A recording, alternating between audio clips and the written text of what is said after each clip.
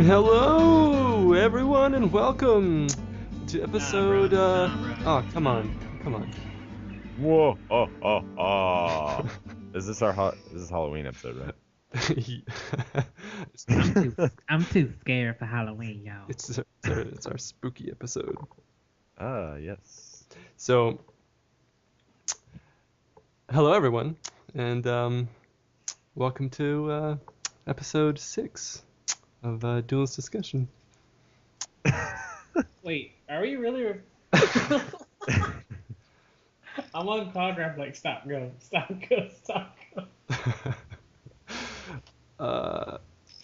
I'm your chronic teeth-sucking host, Devin Casey, and joining me today are my teeth and my my fellow co-host, such as the charming Canadian Ryan Drover. Yeah, Canadian and Italian, huh? Ooh. Yeah. Yay. That's a weird combination. And the man with the plan and a really deep tan, Richard Burrell. Wow. That's actually like the nicest way to be called black I've ever heard. Right? Well, Alex is not with us today, as he is recuperating from an intense battle with an angry chicken. How's it going, guys? Going well. Amazing. Always. Yeah. Can't stop playing this game. Yeah, you got your own beta key now, huh? Oh yeah, I'm super Independent. excited. Nice. What about you, Richard? What have you been playing since you didn't get a key yet? I mean, I can still play. I'm still sharing that account with a friend, but, it's just not the same. Yeah. You've been Right, that's how I felt when it's a lot different now that I have a key. Yeah, thanks for earning me cards. Yeah, right. Everything was already too much unlocked. And then they're like, oh, here's your beta key, but you have to start over. And I'm like, oh. It's like you got to experience the big wipe after the patch. Lucky you? Yeah, exactly. Well, so I was at work, right? I was at work, and I have a very good story to tell you about my phone. So, like, let me ask you a question, both of you. When you're in the restroom and, like, you're sitting down on the toilet, and it's like a public restroom, right? And you got the stall closed or whatever. When people come in, do you, like, pretend like you're not there and try to be as quiet as possible? Or what do you do? No, I always have this weird thing where I cough when someone walks in, so they know that I'm taking a shit. Like obnoxiously loud, like. Yeah, they walk in and I'm like, so, yeah. But I mean, I don't know. And then I always make sure to turn off like the ringer on my phone. Yeah. Because I'm always either on the internet or texting somebody or whatever. And a lot of times I'll be sitting there and someone will walk in and then you'll just hear and they're like, what the crap? Something magical's happening in the stall. Yeah. Well, Yeah. I was so someone was using the stall when I walked into the restroom at work, and so I'm sitting there taking a piss, and with one hand I pull out my phone. I'm glad you said phone. Yeah. It was real quiet, and so I pull out my phone as usual with one hand. I try to use the time, 20, 30 seconds or whatever to catch up on Facebook or whatever. And so I dropped my phone. It missed the urinal. However, it lands in the stall next to me, like on the floor, bounces, and is like underneath a little wall. It goes to that area where you might be able to see each other's feet. And so it's at this point that I actually noticed finally that someone was in the stall, occupying the stall, because they were pulling the whole stealth maneuver. You know what I mean? Oh, yeah. Which is real great if you want the light turned out on you. Yeah, exactly. So several things occurred silently in this moment. Immediately, the person in the stall, it was a man, of course, the man in the stall, who I don't know who it is, they don't do anything. They don't say anything. They don't do anything. And this takes place for like 5 seconds. There's nothing happening. So I drop it. It kind of slides over under there, and I obviously can't reach it. Plus, I'm in the middle of taking a piss. So they don't say anything. But it occurs to me the face they're making when they see my phone, because it's already broken and cracked all over it, and so to them it must look like I just cracked it. So as if they weren't having, if they weren't already occupied with trying to empty their bowels, now they're kind of doing that, like, ooh, like you see someone wipe out. I imagine that's what's taking place because they didn't do anything. Yeah. They're also tasked with handling this situation now, still while on the toilet with their pants down. So I'm like, shit. And I still don't hear anything. Finally, they just kick the phone over. And I kind of step on it with my foot to stop it. It's still just quiet. And I'm like, thanks. So I pick it up, wash my hands, put some hand sanitizer on my phone or whatever, step outside, and I drop it again. You're the worst. Yeah, so that's my phone. And then you went through your contacts and saw a new number with a winky face as the contact name. Oh man, call for a good time. Guess Yeah, what I right. saw in the reflection on your phone? I saw a nude. Yes, Awesome. that's my story. What's been going on with you, Richard? I actually went to GameStop this weekend, which I haven't done in Exciting. forever, and bought 4 games because they had some pre-owned sale. So I picked up a bunch of games that I was like, I'm never gonna buy that, especially not when it's new. Type of games. I got a Need for Speed: The Run. I got a Sniper Elite V2. Dante's Inferno, which is like way overdue, and Yeah, it's a classic. that the new SSX. Oh, nice. Remember SSX Tricky? That was my jam. I never never got really into liked SSX. I liked SSX 3 more than any of them, but Tricky seems to be everyone's favorite. It was good, man. Was SSX ever on Nintendo 64? Whoa. I don't know. I think that started on PlayStation. I remember there's a game, some snowboarding game that was on N64. It's called like something 1080 or whatever. Do you remember that? Yeah, I remember that. I played the crap out of that game. Was it like 1080X or something like that? Yeah, I don't know. Yeah, it was like 1080 degrees, like the turn. Yeah. Oh, It was called Snowboarding 1080. That's the name of the game. I just looked it up. Oh, wow. those sports games back in the day was pretty good. Yeah, Tony Hawk has always been classic. I could jump into like Tony Hawk Underground, like the first one, and just make my skater and make a deck and stuff, and just I would spend hours in that game. Yeah. I had a pretty small deck. So my 3DS has an origin story. It occurred to me. It's for the classics, rather legendary. It's fitting. So allow me to explain. Where I work in a factory, and it's loud, and there's machinery going all the time, and we can listen to music. We can have in-ears and stuff, and that kind of thing. However, I have a deformed ear. My left ear is for this. Like if you stick an earbud in your ear, anyone else's ear, it fits in this little hollow perfectly. It's like this little hollow you can put your finger in, and it rests in there perfectly. Mine is kind of like a bubble. It goes out, and I could fit it, and underneath my ear I could fit an earbud. Well, anyway, for this reason, I have to have those in-ear earbuds that have the little squishies that can like lodge into your ear canal directly. Yeah. Right. So I had to buy some of those. So I went and spent like $60 on some earbuds, some good ones, because I thought it was a business expense. I'm always listening to music to pass the time. I needed them. And I bought some Logitech ones, which was a bad idea, but they were great, and the quality was great. I listened to loads of internet radio, and I got really into like some WoW music, some orchestral stuff, and like vanilla music, the first World of Warcraft expansion. Sorry. Oh, apparently I have a visitor.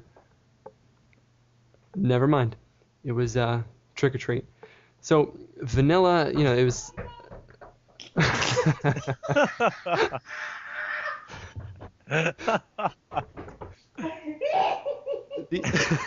Oh my god, that's creepy. Trick or treat. It's the most aggressive trick or treat. Open up. Open the door. I've come to steal your soul. She didn't have any treats. I said trick or treat, and she said, "Don't tell me that."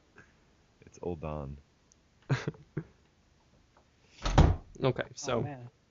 sorry about that. Back to my point. The vanilla music is cinematic.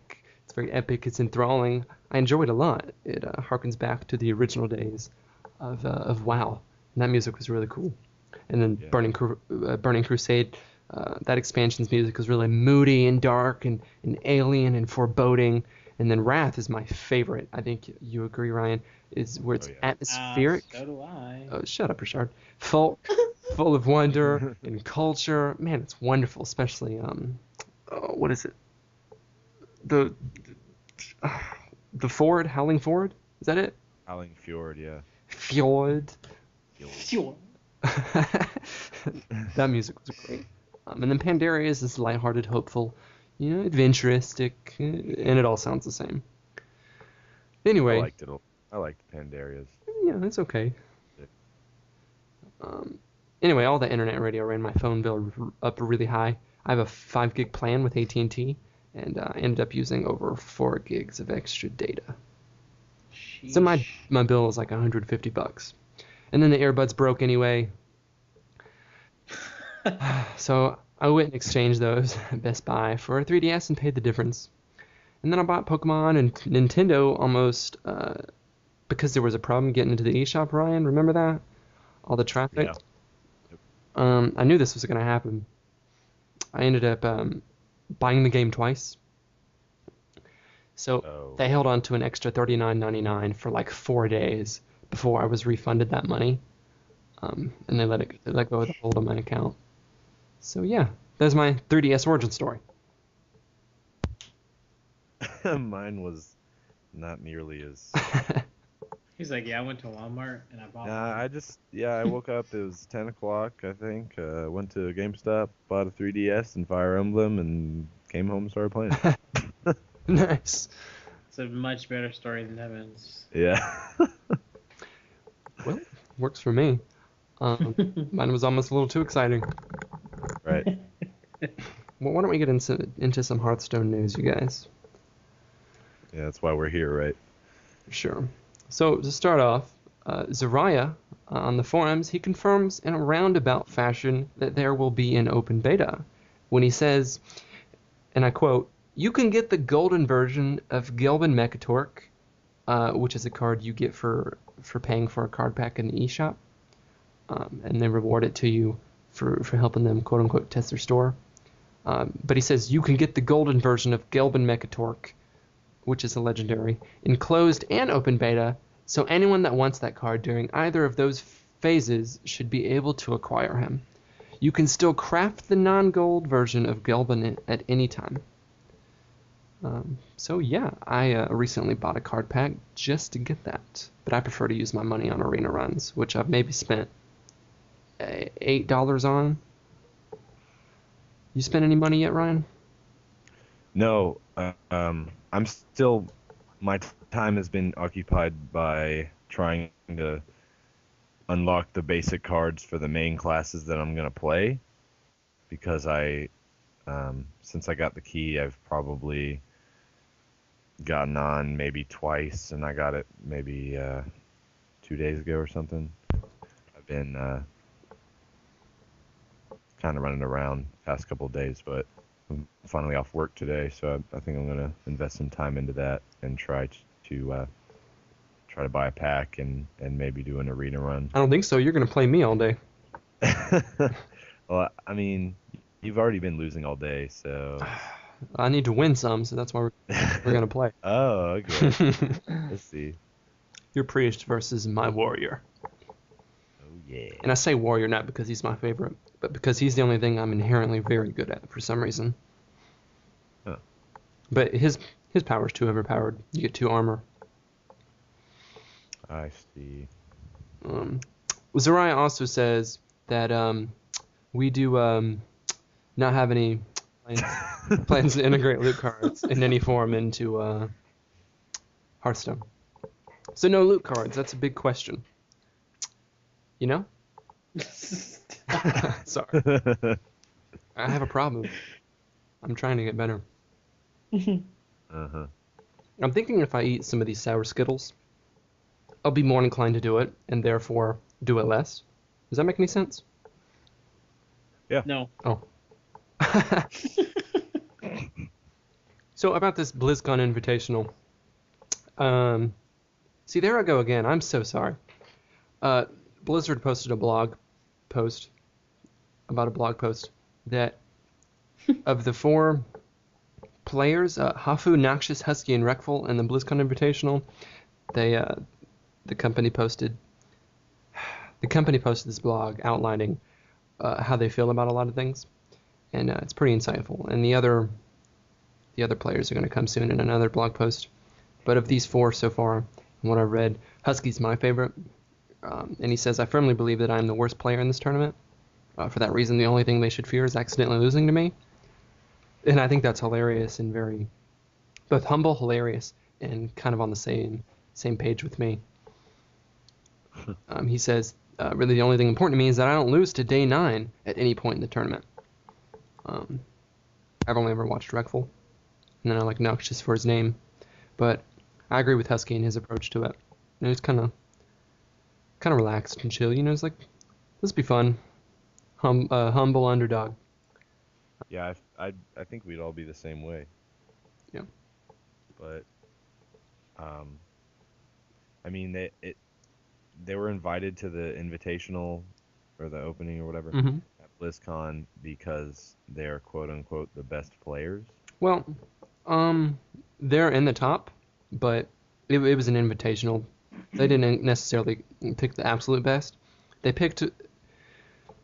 occurred to me that they picked people that are really high in the community rather than skill, because they're trying to get this out here. This game, you know, they're trying to get it out there.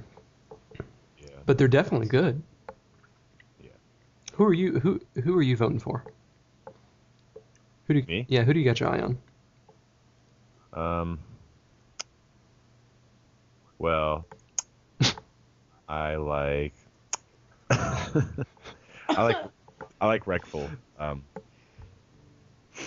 He has he plays a rogue in Warcraft, doesn't he?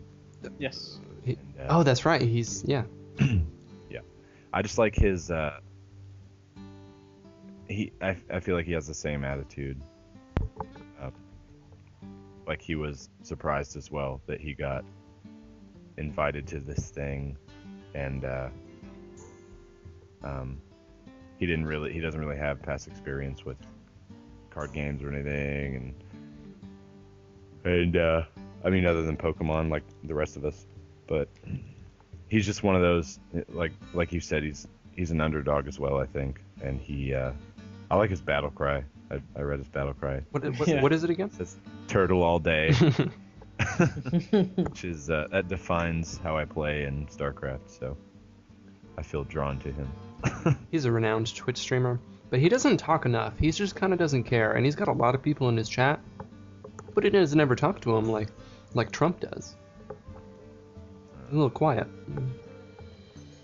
I don't know. I'm not too much of a fan of him. What about you, Richard? From your exposure, who you? Well, since I don't know any of these players besides Reckful, it would have to be him. But I didn't read enough of their like small interviews on the article. Yeah. To get like a lasting impression of any of them. Well, let me ask you this: from your exposure and experience with esports, what kind of personality or attitude towards the game is most successful? Honestly. Yeah, honestly. In League of Legends, which is the game that I play the most right now. And that's like, it's the number one played game in the world, so it has the largest esports community. Next to Pokemon. I don't know. Pokemon's not good. Okay. But to be truthful, all the players that are like complete douchebags are usually the most successul. They get the women and they get the games? Yeah, because for example, Reckful, he's like mean to his viewers, and like he was like the best rogue in the world arguably, and then he just stops playing rogue and goes to warrior because he lost like one really important match on his stream. So he's like, well, done with that. And there's like millions of rogues that looked up to him for like advice on how to play the class, and I was one of them. So it's like, I never really watched his stream much because he would either not, like you said, not talk, or when he does talk, he's just like, you guys, He's not very what are you pleasant. doing next? Yeah, he gets an attitude really easily. And there's a lot of players that are super popular and successful on League of Legends, such as Reginald and Douelists, and they're all like, yes, I'm the greatest. Bow down. But you have to, because they're the best. Like, I don't know. It just seems that the people who shouldn't be the best are. Yeah, I agree. That's how it is with any game, I think, really. Like, I know so many people who play like first-person shooters competitively or have, and that's like anytime I hang out with them and we play Call of Duty or anything, it's just it's a shit show because they destroy everything and then they just troll everyone, and everyone hates them for it. But he's on my gamer tag or whatever, so they message me like, "Oh, you're a piece of crap. I'm gonna kill your family." Oh, that's nice. Yeah, it's good. Wow. But yeah, I feel like it's the same there. Like, everyone gets that ego when they're good at something. It's how it is in every aspect of life. Well, not me, because I've done nothing but lose Hearthstone for the past 2 days. If anything, I'm angry. I'm mean. People are like, good game, and I'm like, thanks. I will crush you. Thanks. Yeah. Anyway, at least Reckful has a sweet Jedi robe, right?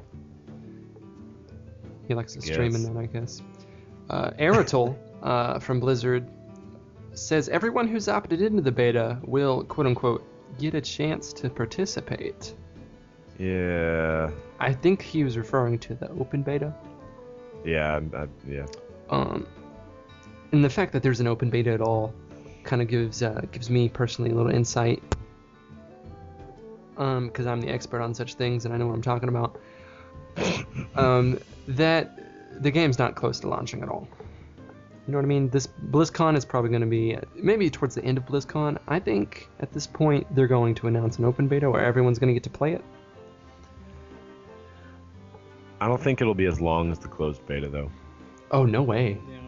So, yeah, I don't know. I think they're going to release it maybe like January or something, or maybe like sometime in December. January sounds about right. Like, what's the rush, man? They're getting all this money. They're making so much money, the game's not even out yet. Right, exactly. They're making so much money off of a game that everyone is begging, is trying so hard to play, and is absolutely enjoying play testing as. And they're making so much money off of that. So, I mean, I can see if you get it out there, you get even more money to cash in on this cash cow. But I can't imagine they'll rush at all, so... You know, I think they're in a really good spot, which is what they intended. Yeah, they're doing it. They're doing it the right way. Yeah. The hype is building so much everywhere For sure. that, everyone on the forum is complaining about not getting a beta key, and I'm sure they see that and they just smile. that means they're doing something right. Other than, not sending out enough keys. So yeah.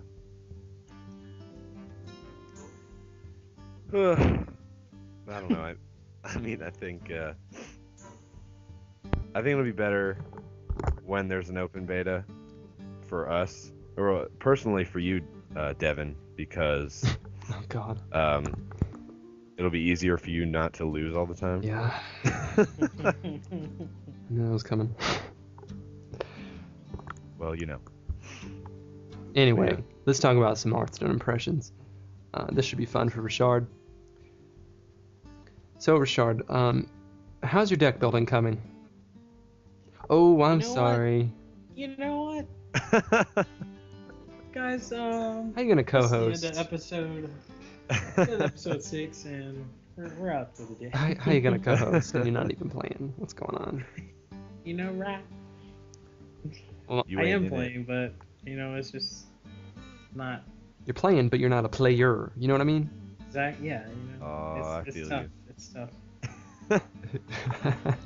My issue is with building decks is that my decks aren't like niche enough, and I'm having like strategy issues because you only get 30 cards, and that deck is really small, and I like my decks huge. You know what I mean?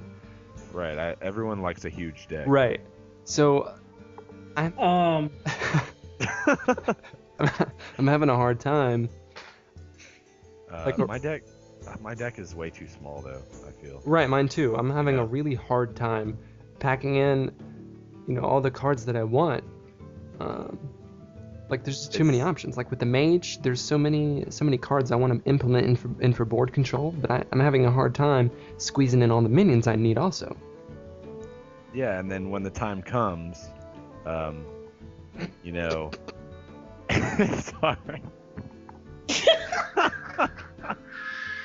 Oh, I couldn't keep it in. I had to pull out real quick. But anyway, yeah, I feel I feel like the deck size is perfect in my opinion, honestly. I feel like the size of my deck is perfect. It's big enough for me. And I think I think everyone else's deck is pretty big too. Like Devin, I think your deck is it's big. It's good. Well, we all need 30. 30 cards. We've been saying deck, right? Right. Okay, cool. That's, For, I thought that's what we were talking about. Part of the cards, Right. Anyway. It's hot in here. It's so cold outside. The heater must be on. Anyway. So yeah, the decks aren't. I don't think the decks are big enough to fit all. How do you feel about the deck size, Devin? There's just the decks aren't big enough, man. I can't. There's so much stuff I want to use and and plug in to the board, and it's just it doesn't. I don't know. I need more room. I mean, it makes it even. Like when we would play Yu-Gi-Oh, and you could have up to 50 cards or something. A lot of people would have 50 cards. A lot of people would have 35 cards. So, it would be easier for the person with 35 cards to draw what they need.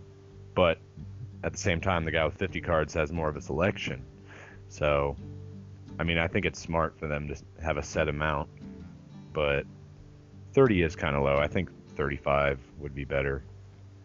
Yeah, and then maybe just jack up the fatigue. So maybe like when you actually run out of cards, you take much more damage to compensate for the long games. Oh yeah, for sure. Kind of like an enrage mechanic, was what they were called. Yeah, Yeah. because that's what fatigue is now. It's just not very strong. What is it now? I haven't gotten down to 0 cards. I've only ever done it because I actually, for some reason, thought that making a Warlock draw deck was an intelligent idea, and it could be, and I just suck at it. But I made a draw deck where I can't remember what else I put in my deck, but the deck just had a bunch of cards that you play and you draw more cards, and that's all I was really doing, was drawing cards the whole game and playing utility spells that kind of helped take board control and keep my health up. But I just ran out of cards. Meanwhile, the other person had like 14 cards, and at that point, you might as well concede because you're just taking damage every turn, incremental damage, and you might as well just concede. And it's over Right. by then, But I mean, I understand. I was thinking about making a draw deck as well, with a priest, but you'd have to go like half draw deck and then half, just punch you in the face with damage, I guess. Right, it has to be moderation. Because my problem is I keep trying to plug everything in. I can't make up my mind. I'll say, okay, I'm going to do an aggro deck that's going to be all attack, all aggression, a little board control, a little taunt, a little health maybe. Oh, see, and there I go already. There's my problem. I try to do a little bit of everything. I can't focus fire.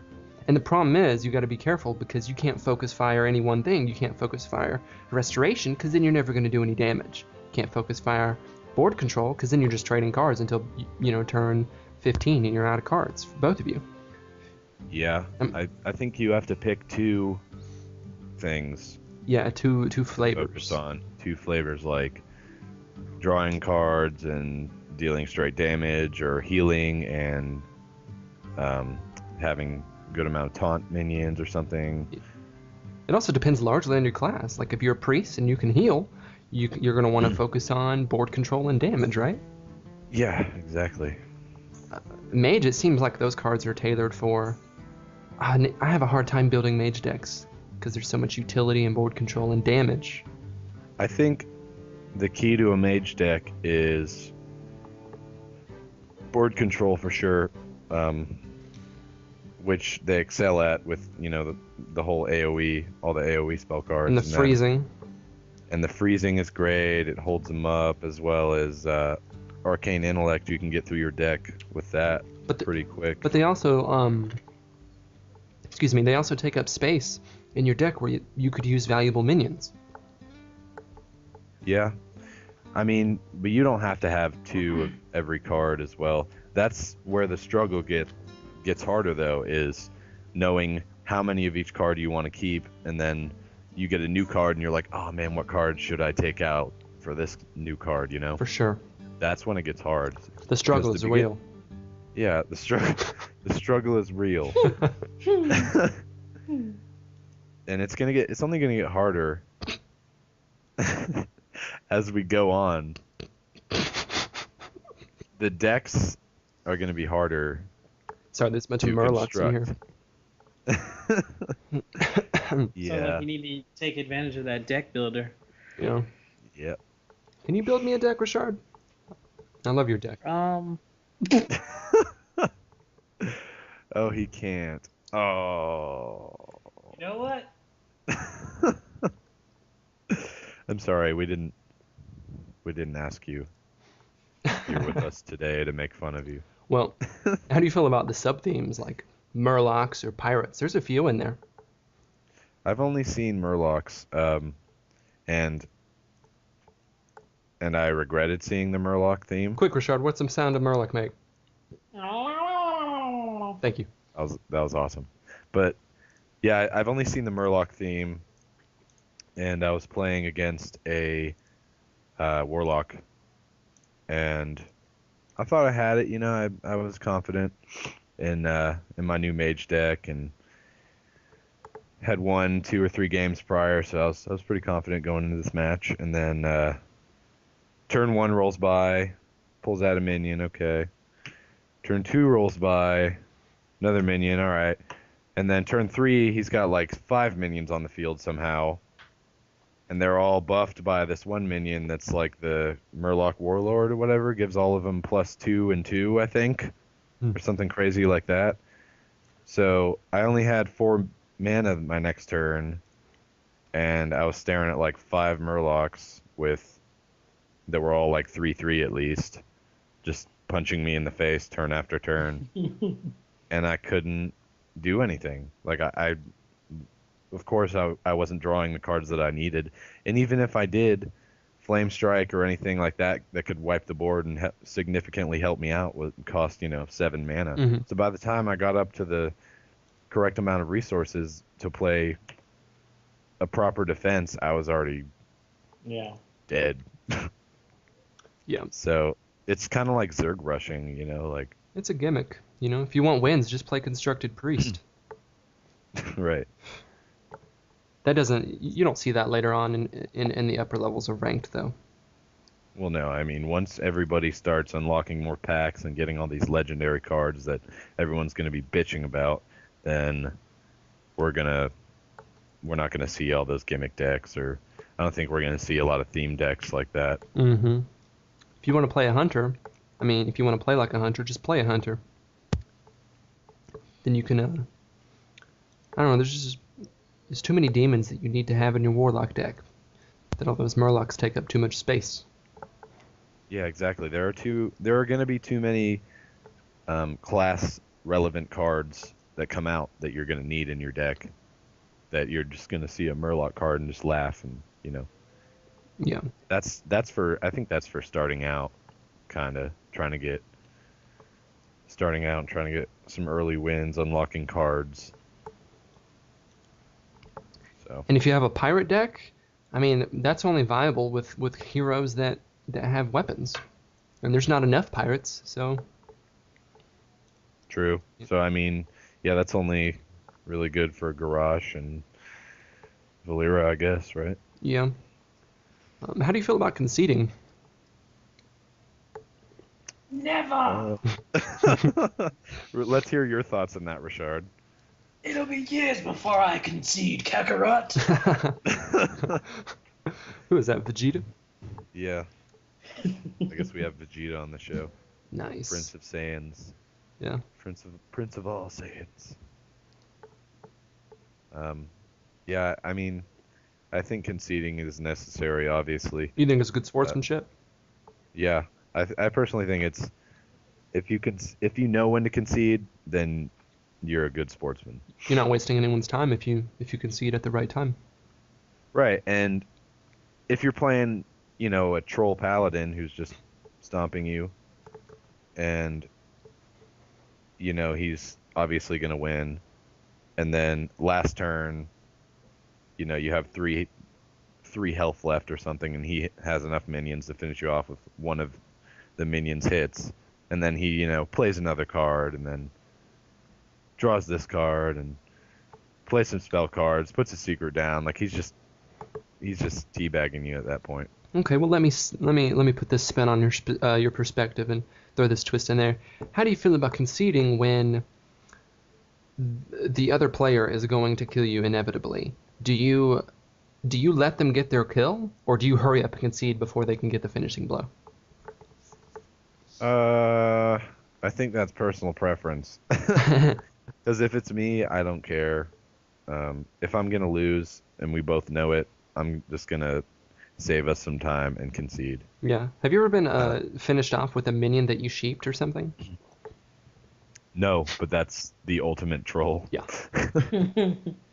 That's awesome. That's insult to injury. Is there a way to concede in your games, Richard? Like League of Legends? Is there a way to just all right, you win, There's any member on the team can initiate a surrender vote, and if a majority's 4 or greater on the team says yes, then you get to watch your own base explode. Oh, nice. What about that lonely guy on the team that voted no, and then everyone concedes, and he's like, no, I wanted to play more. That's usually the rager / the person that caused the team to lose. Oh yeah, good call. Makes sense. Yep. Well, I got some quick-fire questions. Gonna go back and forth, so I'll start with Richard, then Ryan, then Richard, okay? Okay. Okay. Which heroes or kinds of decks would the following people use? And Alex helped me come up with this list. It's very, very small. So really quick, Richard. Morgan Freeman. I can't answer that. the perfect one. That's the only answer. No, like which hero? He would be a paladin, I guess. Ryan? Like some, yeah. Arnold Schwarzenegger. Oh God.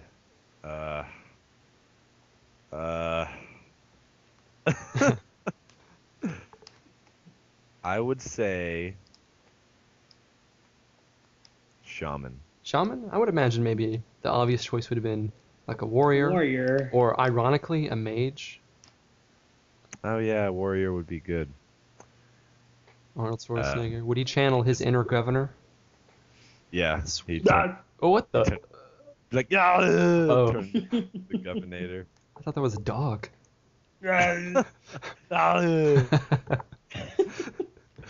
Oh man, this show is a trick. The treat is that you fell for it. That's right. Richard, Sandra Bullock. Rogue. Rogue? Yes. Ryan. Matt Damon. Matt Damon. Matt Damon.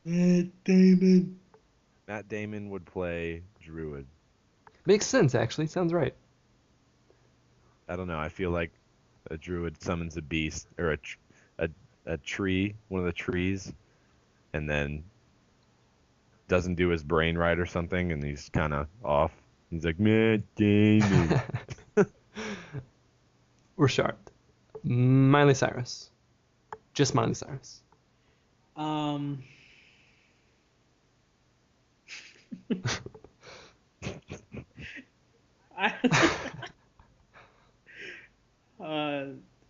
There's nothing that fits that woman. I don't Jaina. A mage, I guess. Yeah, I Something guess that's just like has boobs. something that's like I do what I want. Whichever class doesn't have an ass. I mean, Thrall's got that donk, so she'd probably be Can't Thrall. be Thrall. Jaina's nuts for Thrall butts.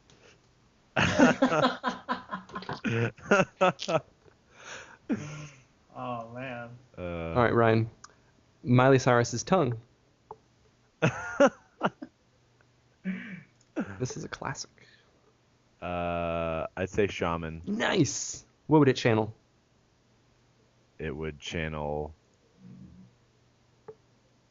What would its special move be? Its hero power. Flame tongue. Oh, God. The flame tongue totem. Very, very fitting. Because she probably has herpes on her tongue. Ooh. Ouch. Ooh. Richard, the Rock. Ooh. Warrior. What would his special be?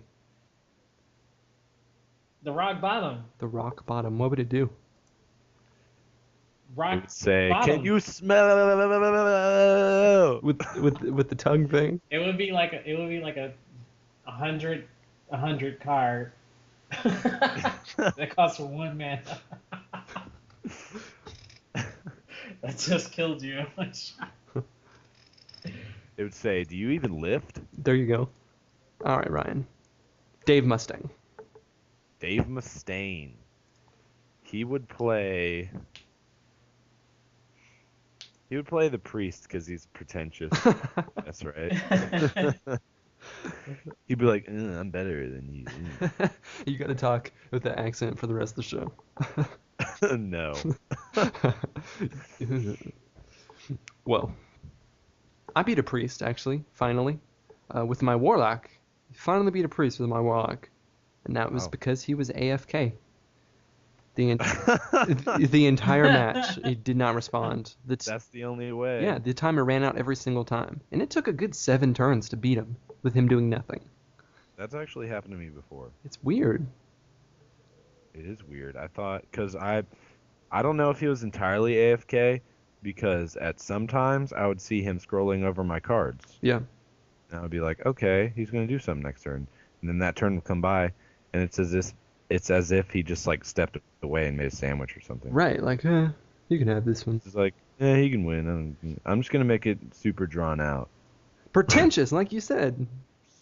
Yeah. So there you have it, everyone. All priests are pretentious. How about you, Devin? Let's go. Johnny Depp. He would play. Um, This is the day. he would play a druid pirate deck for some reason. George Clooney. He would play. He would play a warlock Why is that? because everyone thinks he's cool. And only demons and tempting devils and men. What's the word I'm looking for? Satan. Yeah, George Clooney is Satan. Okay, so There that's you why go. people are There you go. Cool. Tom Jones. Who is Tom Jones? Jones. I don't know who Tom Jones is. Is he in a What? band? No, he's a singer. Oh, I wasn't off. No, you are. Richard, you have to answer this because you're black. That's James so Brown. racist. What's the loudest deck in the game? I wish he could like voice over, like do the commentary for a match. Hey! Oh yeah. Legendary! Hey, welcome to Duelist Discussion. Ironically, I think the rogue deck is pretty loud. Which makes no sense. Her threats are Yeah. really loud. Yep. Richard, what is the card of the week? Please read it for us. It is the legendary Sylvanas Windrunner. And what does this card do, my friend? A lot of annoying stuff. It's a 5 mana card. It's 5 attack, 5 health. It takes control of a random enemy minion. Random. That's the death rattle too. So even when you kill it, you're like, oh yeah, I summoned this minion and I'm gonna kill you with it, and then it survives, and then your death rattle goes off, and you're like, yeah, he's mine now. That's some That's priest so- stuff right there. That's so ridiculous. Yeah, and then yeah, you get a priest. This would be stupid in a priest deck. Throw that down. You get to take control after she dies, and then next turn he's like, okay, well I got this minion, and then you're like, no, I have mind control. That's just terrible. Sylvanas Windrunner is my favorite character from the lore also. I'll have to get Alex to do a lore segment on her, even though she's not a playable class. Oh yeah, Sylvanas is I wish she was. awesome. Yeah. Yeah, I wish she was playable class. Definitely. Sylvanas Windrunner for War Chief 2014. Yeah, that's what. Yeah, hopefully. Totes. Well, let's move on to a special news segment called Ryan's Sage Advice. Ooh. What's your big tip this week? Here we go. Other than you, my big tip of the week. I don't get it. Yeah, well, your girlfriend does. What? Get Okay. him. The big tip of the week is order of operations, and that applies in. What is this order of operations? Like, am I going to be like, I have to multiply before I add, and then I raise my hand because I don't understand the question? You have to know calculus. No, I'm just kidding. Order of operations is something I learned from playing tabletop games. Like what? It's very. I played War Machine. I've been playing War Machine for 4 years now, I think. That's the 5 one with years. miniatures, right? Yeah, it's a miniature tabletop game, strategy tabletop game. Yeah. I guess it's kind of like Warhammer, but not nearly as many dice, thank God. Because in Warhammer 40K, you throw 50 dice on the board and have to add for 20 minutes. Man. But anyway, yeah. Order of operations, very important. For example, when I would be playing War Machine, you have. I'm going to bridge off a little. You have Warcasters, which are kind of the generals of your army, and then you have an army, and you start the game with a certain point value, like 35 points. and each card or unit, or each miniature or unit has a card, and they have a point cost. So if you had, one of my favorites personally was playing, I played a faction called Kador, and I played a Warcaster called Erusk a lot, which I use Erusk as a alias a lot in games. And I would play him, and he's a very good commander for like infantry, so I'd play a lot of infantry units, like these guys called pikemen with pikes, and you would start your turn, and you'd have your resources were called God, I can't even remember. Focus. They're called focus. And you had these things called warjacks, these giant mechanical steam-powered beasts, giant robots pretty much. Okay. And you would start the turn, and the lore pretty much is every warcaster has a bond telepathically with the warjack, so they're basically just hollow vessels that they're controlling with their minds. Some Avatar shit right there. Yeah, to just beat the hell out of everything. And you start the turn with all your focus, and you have certain phases, like your focus allocation phase, where he'd start with 7 focus, and then you have 2 warjacks, and you could either say, I'm going to give this warjack 2 focus and this warjack 1 focus and keep the other 4 for my spells. Or you could say, I'm going to throw 3 on both of them so they can wreck somebody. And then you'd start your turn, and it was so important to go in the correct order of operations, because if you activated your Warcaster first and you walked up and did something, it could screw up the order of operations.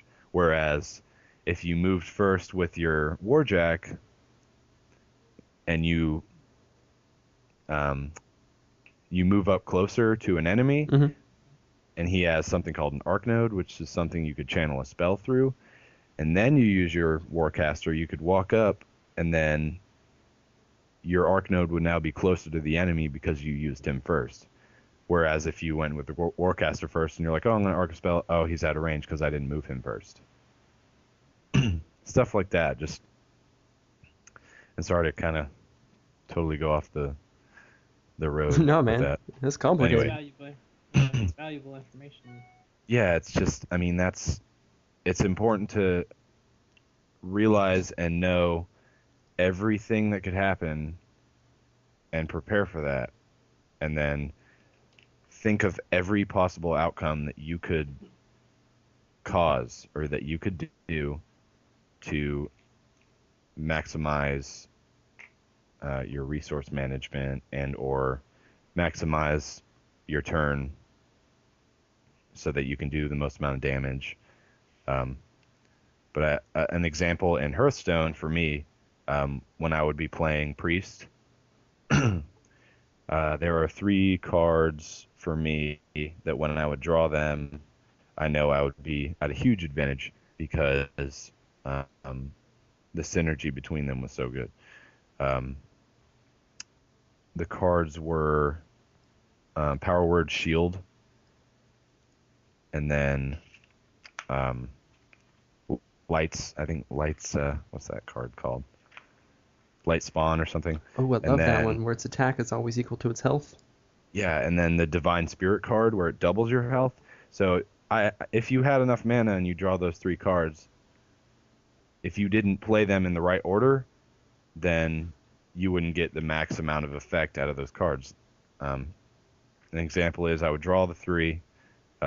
First you played Light Spawn, and then he'd have 5/5 because his effect is his attack is always equal to his health, which can be good and bad. But Yeah. he starts out with 5 health, so you have 5 attack. Then you use Power Word Shield to boost that up to 7, and then you use the Divine Spirit to double that 7 into 14, rather than using Divine Spirit right when you summon him, doubles it to 10, and then you use the shield, and now he's only at 12. So little things like that you kind of have to look for to to squeeze out a win. Yeah, got to squeeze it out. Yeah, it's just squeeze it out, man. Just squeeze out those wins, you know? What is happening? You know, I can't squeeze out any wins lately. I think I mentioned that, but I'm not doing well. Yeah, a couple times. It's got me down. It's got me real down. Yeah, well, I'll let you win a couple games against me. Okay, well, thanks for the big tip. Looking forward to your next one. That's what she said. Yeah. Yeah. We should get a girl on the show. What do you think? You think you guys That'd be a nice change of pace. can go catch one, trap one? But Like, what do you use? Like a net, or like a Pokeball? I don't know. A lot of people use Rohypnol. What? Um, I was thinking laying like a trail of like Cheetos. Do girls like Cheetos? I think No. they like shoes and what Yeah, else? leave Cats. Yeah, So if you leave a trail trail of like, shoes and cats, then they will follow it, there you go. We're experts. Jeez, Yeah. Dr. Phil, holler at me. right? We should have a show on public broadcasting called How to Catch Women. Well, if you play a priest, that makes you pretentious, and apparently girls like that kind of thing. So you could just Right. lure them right in. You could say, "Hey, I have a priest deck." No, you would say, "Hey, I got a big tip this week." No, it's always a small tip. Well, let's take a break, and when we come back, we're going to get into some discussion, which is what we're known for, at least between us three. I don't know you, Richard.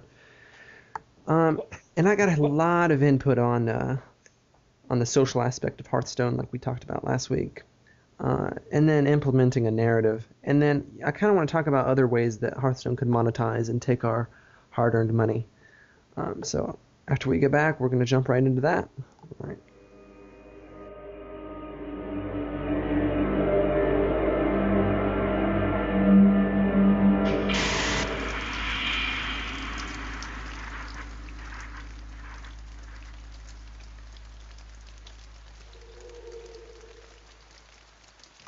Okay.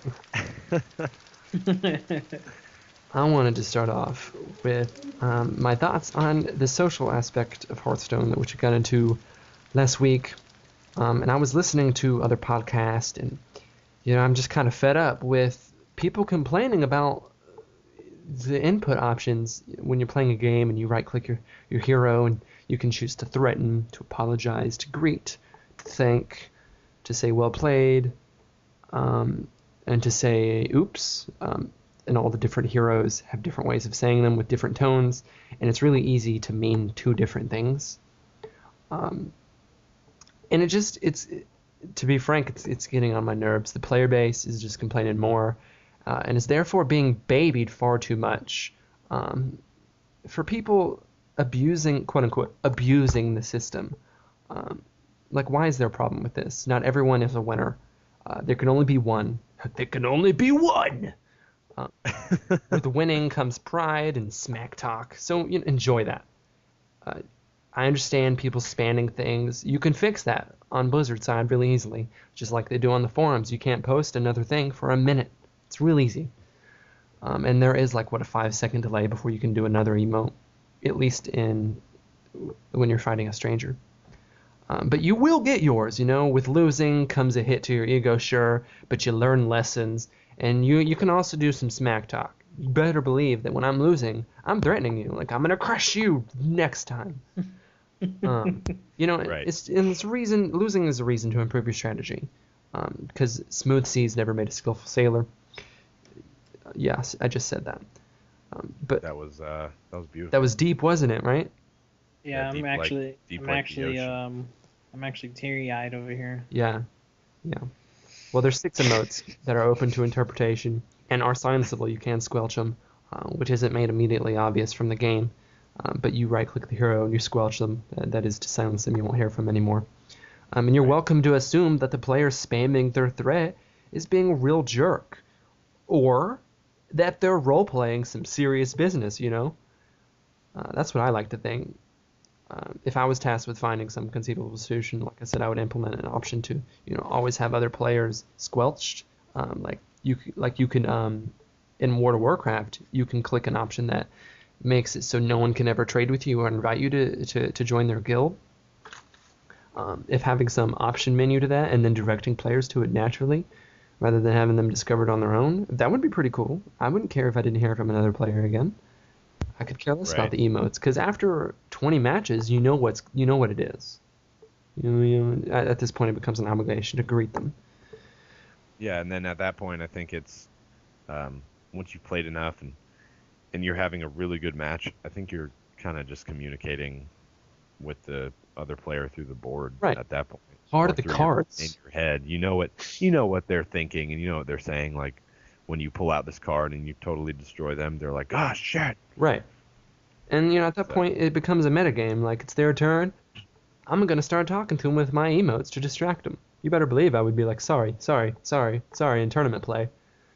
Yeah, and they're like, what is this guy doing? And then they run out of time. Or they just forget what they were going to do. Yeah, that's a good way to be a troll, but, just squelch them, get over it. It's like, just get over it. But, then again, this is a social game, and asking for peace and quiet is like saying, you can't be placated, because unless you want to play a computer all day, which is boring, just up your game and, find consolation, if you must, in your winnings. It's simple. And remember, it's your cynicism that helps contribute to your assumptions and your interpretations and your experience. To see a player using the sorry emote as sarcasm, it's either that or, as you can see it as genuine apology. It's your cynicism that determines how you interpret that. And you should be having a good time. So why not be optimistic? You're in the beta. This game rocks, unless you're Richard. There's no reason. There's no reason one can't be optimistic, Oh, God. when stepping into a match with good sportsmanship. Unless you lose like me, and then I hate you all. You're making me want to play this game all day. So you finally got to play the tutorial, right? Yeah, Because I did. You had your own thing. You could start it up. What did you think about like the narrative in that? Wasn't that cool? Yeah, I thought the narrative was really, really good. I thought all the voice acting was great, and it was more in depth than your average match of just you start the match and they're like, "I'm gonna crush you" or whatever, It was cool to see Jaina kind of talk to all those other characters, and the conversation and just the voice acting was great. Yeah, and by narrative we mean like an interactive tutorial. Right. I did think it was. I mean, I blazed right through it, obviously, because I just started playing on yours whenever you shared with me the account. But I see the point in it for players who haven't necessarily played that type of game or experienced any kind of Blizzard game, to kind of introduce them to the quirky kind of styles of their narrative and their storytelling, as well as the fundamentals of the game. So I thought it was very necessary, and I thought it was smart and cool and funny. Yeah, I enjoyed it a lot. And pretty and beautiful. Smelled good. I think they should implement more of that kind of thing, and then use that kind of gameplay, which obviously really works, because people are good on Hearthstone. I mean, I keep losing. I mean, because I'm pretty good, Nah. So people obviously learned from the tutorial, I would like to think, even though it might not have been there the entire time. But they could fix the redundant quests. The quests are lame. The quests are so lame. Yeah. They're boring. You earn like 10 gold for 3 wins, or you got to beat another player with a hunter a few times. It's just it's redundant. Yeah, they need to add interesting quests when the game launches, at least, that are more challenging, like and higher reward. They're not less grindy too. Right, way less grindy. They need to do that. They need to add way more quests, and defeat a priest in 5 minutes or something. Yeah. Because it'd be harder, obviously, because they can heal and all that, whatever. But that would be that'd be something more to work towards, rather than just, oh, they feel like dailies, like just, oh, here's another, I gotta kill these 10 wolves, get their friggin', you know what I mean? Yeah. Hate dailies. Yeah. It's just so boring. Yeah. But again, it is in closed beta, and I'm sure they'll implement something like that later. Yeah. Yeah, I'm actually not so sure because WoW still for 10 plus years has had these dreadful dailies, and it seems to be the only thing that works for this type of situation when there's a currency or something that you need to better yourself in the game. Yeah. So I don't know. I hope they do. I hope so much that they do, but I don't know. I'm not seeing it happen, unfortunately. I think it's kind of just going to be second to arena play. Yeah. So I think once the ball starts rolling, once everyone starts getting more and more coins or whatever, or spending money on them rather as well, that'll be the main congregation of the best players is going to be arena. Yeah, the game's already grindy. Like this card game is already kind of grindy, and you have to, level up your class before you even get all your cards. It's kind of a chore. It's not really. I don't think it's very good fun gameplay. You kind of got to struggle without all of your core class cards. Sure, you can play practice, I guess, but the real fun's in playing other players, right? And you got to struggle without having all your core cards until you win enough, hypothetically, so you get more experience that way. But until you level up enough to get your cards, it's like too grindy. That's not very fun.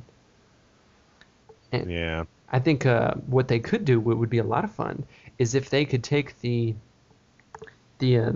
freemium, what is it, the microtransaction aspect of this, and kind of turn it around and give back to players. Give me a bunch of fun little questing like type of dailies where I don't know, I don't have any really good examples, but like have them fun, and sure, like give me a bunch of small ones, make them super easy, and bring down the gold reward to maybe 1 gold or 2 gold, and just give me a bunch of those. So you just kind of pick at a little bit, but they're fun. That would work, right? Yeah. But they should implement something like something you can unlock, like in Borderlands 2, for example. I forgot what they're called, but like the token rewards or whatever. Like when you do small things here and there, like 10 headshots, and you get a token, and then you can spend it. It's just kind of like a little reward system. They should do something like that in the matches where you earn a little bit of gold here and there, like 10 gold or so. Like if you something like overkill, like if your enemy hero has like 5 health and you attack him with something with 15 health. Right, something it's like, unusual. Achievement overkill. You get 10 gold or whatever. That would be awesome. For doing weird things like that in video games, like these days, and like console gaming especially, you can really just about tell, without really knowing, without looking at the trophies, you can just about tell what would earn you a trophy. Like, if I overkill this thing in this Spyro the Dragon game with a sheep or I don't know, like that's so absurd. I'm bound to get a trophy, and sure enough, you do. Like. Right. I was playing earlier today. No, I was playing last night. I was playing against Alex, and I sent you that picture where I had the board all set up. And I attacked him with a Corehound with like well over 10 attack, and I overkilled him for a lot. And I almost expected to give an achievement. They'll probably implement something like that because they do in all their other games. Right. I mean, there's every Blizzard game has some achievement system, and a certain reward for it, be it achievement points or portraits or whatever. That would be cool as well. Like we were talking about in previous episodes about the whole player customization. If we could get portraits somehow via achievements or whatever, that would be a good way to do it. That would that would enable them to segue into the game like meta content, like things that have consequences beyond what's taking place on the board. Yeah. And maybe that could tie in with like certain hero class powers or whatever. I don't know. How do you feel about metagame content? Like, for example, the legendary Nozdormu card, which you put down and it gives everyone from that point on until that card's gone, taken down, 15 seconds. Everyone. It's really stressful. So like as soon as your turn starts, you get the little thing burning down the screen going, you better hurry up. How do you feel about that? Do you think metagame content's kind of cheap?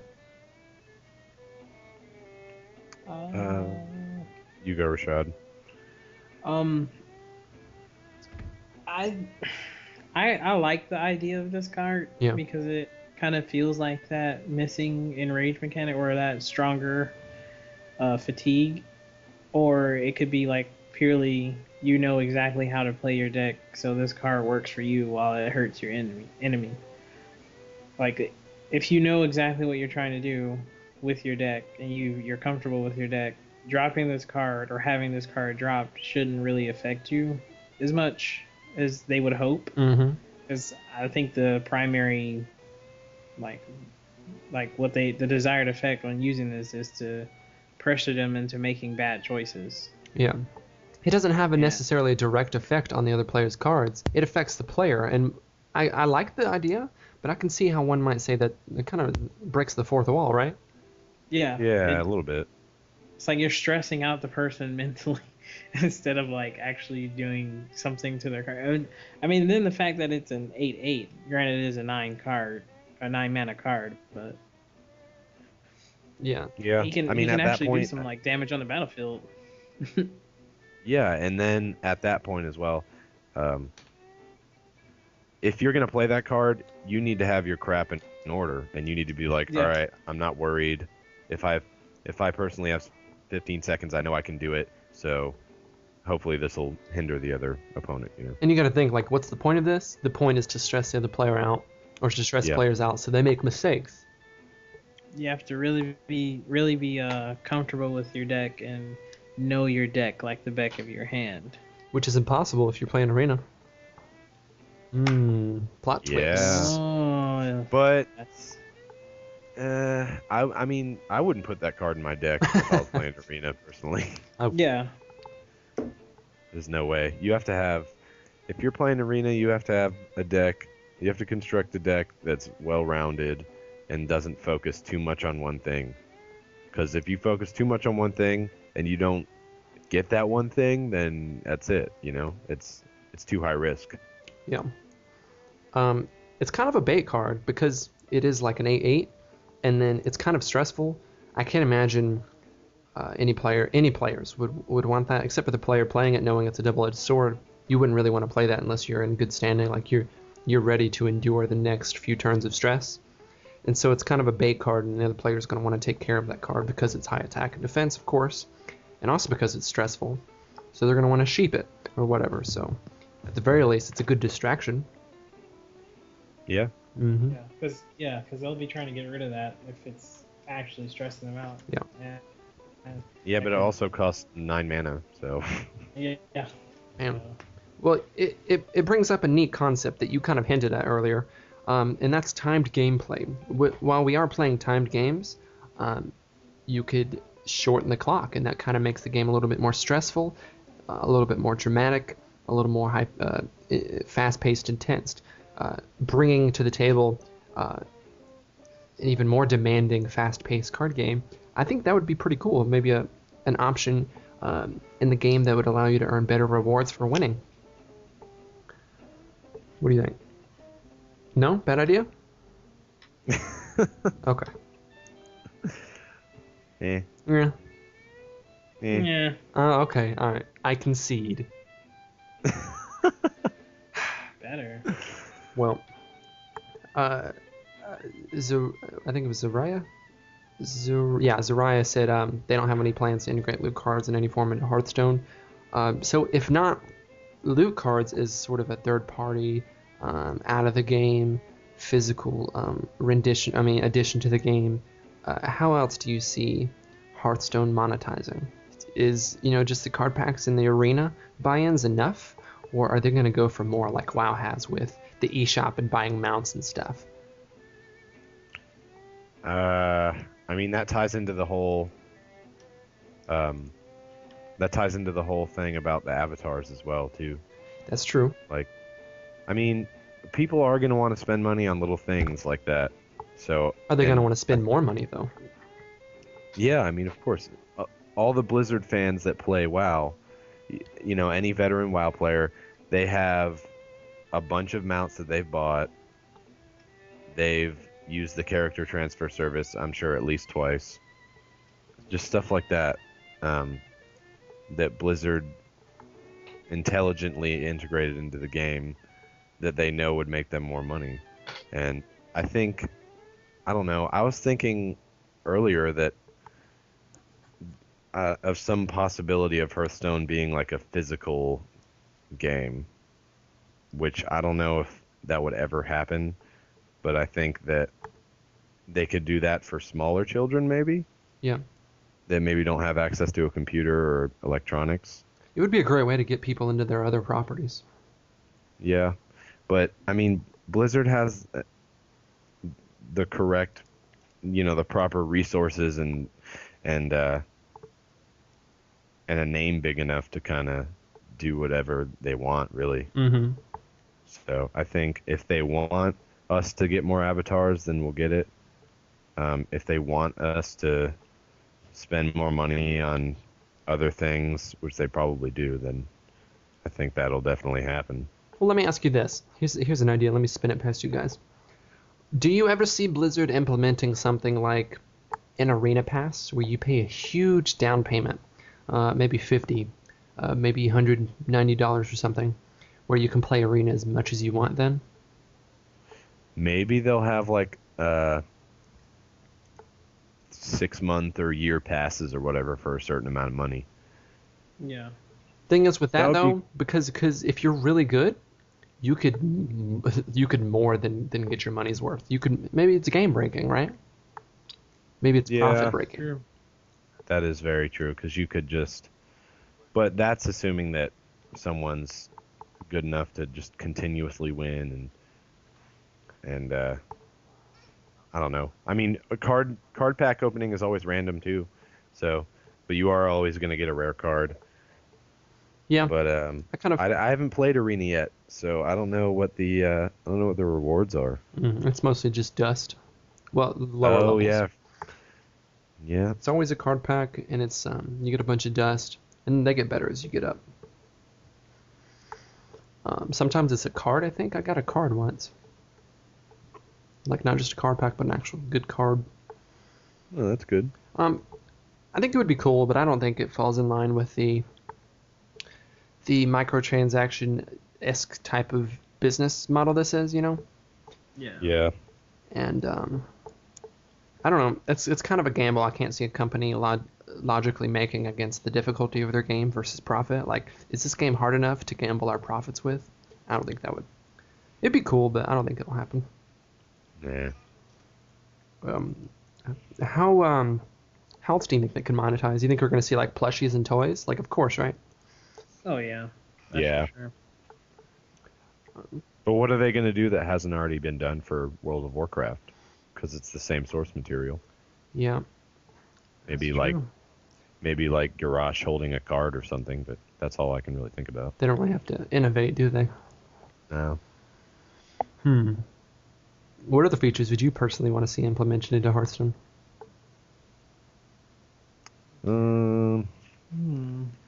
I was thinking it would be funny to have a voice chat system implemented. They've acknowledged that their WoW voice chat was awful. Yeah, I mean, that would be a terrible, terrible idea for a lot of specific reasons. But that's why I want it in there. That's true. It's a computer game, though, so I imagine they expect you to have Skype. True. What about you, Richard? I think I mentioned this in the previous episode, maybe like 2 or 3, where they should have like a lore encyclopedia where you can go in and just look at the backstory on each of the characters and like where they're from and all that stuff.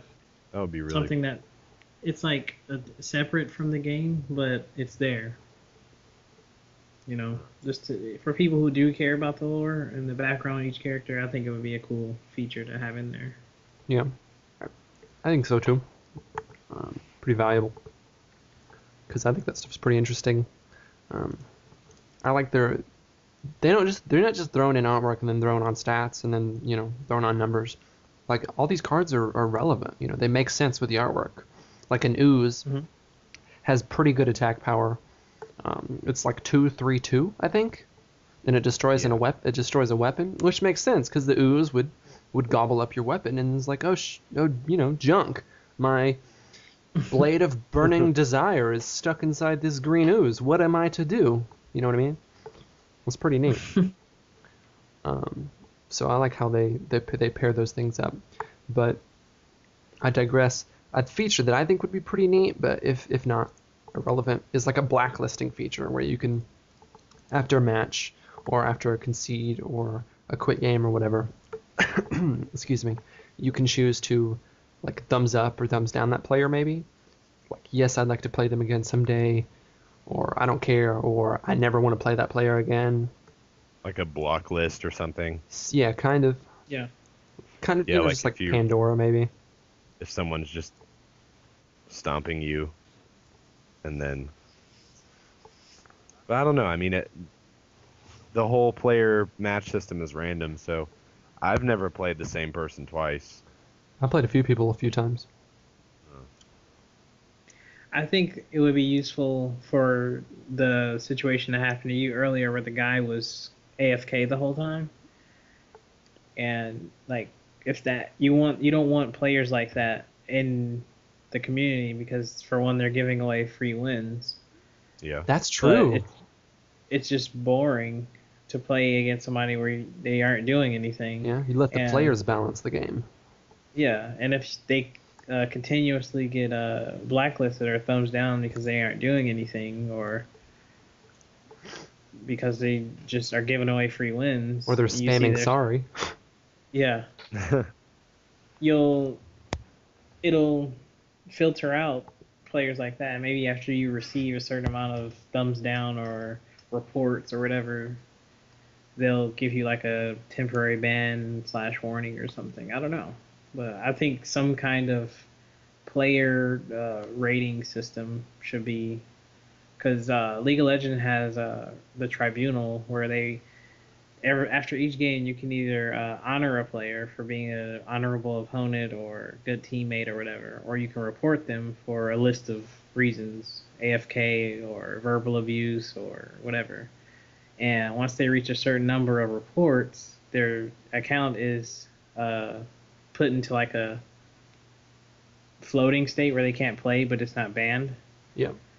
And then their case, they actually use like in-game chat and the reason why you reported that game, and then players go onto the tribunal and vote whether or not this person should actually be banned or if they were unjustly reported. And there is a reward for doing so when you go online and use the tribunal.